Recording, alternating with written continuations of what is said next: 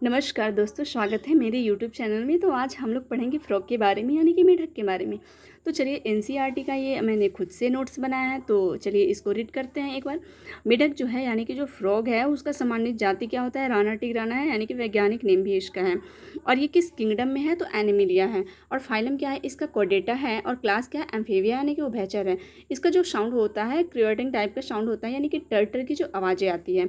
अब ये जो फ्रॉग जो होता है मेढक, वो कोल्ड ब्लडेड है, ठीक है, और समतापी है। और जिस तरह से हम लोग जो है इन्वायरमेंट के अनुसार अपना क्या करते हैं, खुद को मेंटेन करते हैं, उस तरह से मेढक मेंटेन नहीं कर पाती है, इसलिए ये जो है वो कोल्ड ब्लडेड है।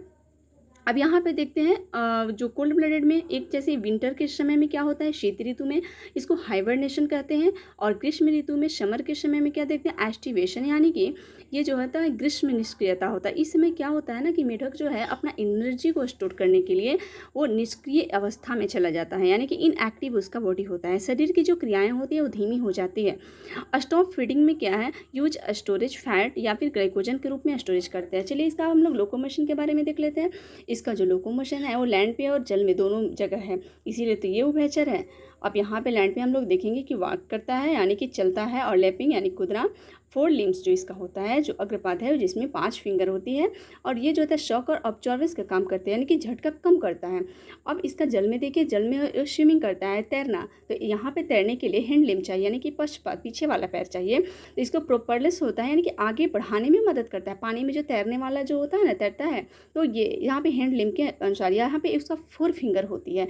ये चीज़ याद रखना है। अब इसका फीडिंग के बारे में आते हैं, भोजन के लिए कि जो मेढक जो है वो एक कार्निवोरस है, यानी कि मांसाहारी है। तो कार्निवोरस क्या क्या खा सकता है? ये इंसेक्ट हो गया, वर्म हो गया, मोलस्क ये सब हो गया, टैडपोल हो गया, ये सारा चीज़ इसका फीडिंग में आता है। अब मेढक के टंग के बारे में आते हैं। मेढक का जो टंग होता है फ्रंट, यानी कि आगे से जो होती है अटैच होती है, जुड़ी होती है। और जो मेढक का टंग पीछे से होती है वो फ्री रहती है। और ये 2 भाग वाली होती है, यानी कि बाइलोबेड होती है।